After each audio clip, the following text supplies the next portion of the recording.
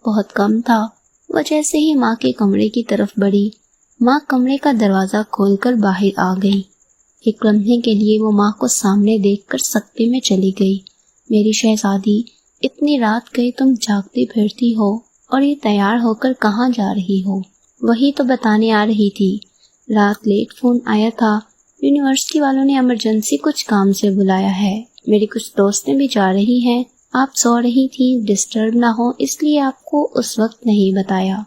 اس نے خود سنبھالتے ہوئے جھوٹ بولا، اچھا تم میرے کمرے میں ہی بیٹھو، میں تمہارے لیے کچھ بنا کر لاتی ہوں۔ ماں کچن میں چلی گئی، وہ ماں کے کمرے میں داخل ہوئی۔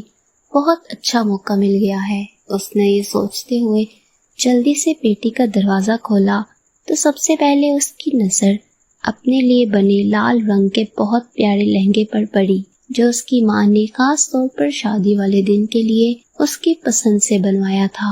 ماں اکثر کہتی رہتی تھی، جب میری بیٹی اسے پہن کر دلہن بنے گی، شہزادی لگے گی۔ شہزادی ایک سے بڑھ کر ایک، اچھا سوٹ، بہترین بستر، ڈنر سیٹ، ٹی سیٹ اور نہ جانے کیا کیا سامنے آ رہا تھا۔ بہت سی قیمتی اور خوبصورت چیزیں تو ایسی تھیں جو ماں نے چوری چوری بنا رکھی تھی، جن کا علم اسے آج ہو رہا تھا۔ چیزیں الٹ پلٹ کرتے کرتے آخر زیورات اس نے ڈھونڈ ہی نکالے، لیکن اس کا دل و دماغ چکرا کر رہ گیا تھا۔ زیورات اس سے اٹھائے نہیں جا رہے تھے۔ اس نے کمرے میں نظریں دوڑائیں تو دیکھا فریج، مشینیں، برتن، سب کچھ اس کے لیے رکھا پڑا تھا۔ ایک ماں کے کمرے میں ایک دلہن کا مکمل سامان پڑا تھا۔ ضمیر نے اسے جھنجھوڑا، وہ سوچوں میں گم ہو گئی۔ ماں کی کوکھ سے جنم لینے سے لے کر اب تک ماں باپ نے میرے لیے کیا نہیں کیا، کھانا پینا، پہناوا، پڑھائی لکھائی، چھوٹی بڑی سب خواہشات، اپنا خون پسینہ ایک کر کے سب ادھورا پورا کیا، میرے اگلے گھر کا سامان تک بنا دیا، اور میں بے فیض بے وفا کیا کرنے جا رہی ہوں؟ مار کر اپنے ماں باپ کو خود مرنے جا رہی ہوں۔ محبت کا سمندر گھر میں ہے اور میں محبت کا دریا سر کرنے جا رہی ہوں۔ اس کی آنکھیں بھیگ گئی تھیں، اسے اپنی اعلیٰ تعلیم اور اپنی حماقتوں پر خوب رونا آ رہا تھا۔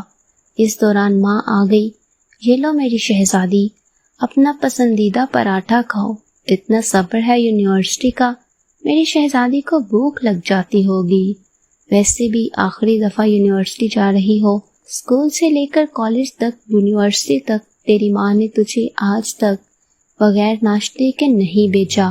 آج اگر تم بغیر ناشتے کے چلی جاتی تو تیری ماں کو مرتے دم تک اس بات کا دکھ رہتا۔ ماں کی بات سن کر بے اختیار وہ ماں کے گلے لگ کر پھوٹ کر رونے لگی۔ ماں نے ماتھا چوم کر آنسو صاف کرتے ہوئے پوچھا، میری شہزادی کیوں رو رہی ہو؟ وہ نظریں چراتے ہوئے کہنے لگی، ماں مجھ سے کتنی محبت کرتی ہو نا، یہ بھی کوئی بات ہوئی؟ اب ماں سے بڑھ کر بھی بھلا کوئی محبت کر سکتا ہے؟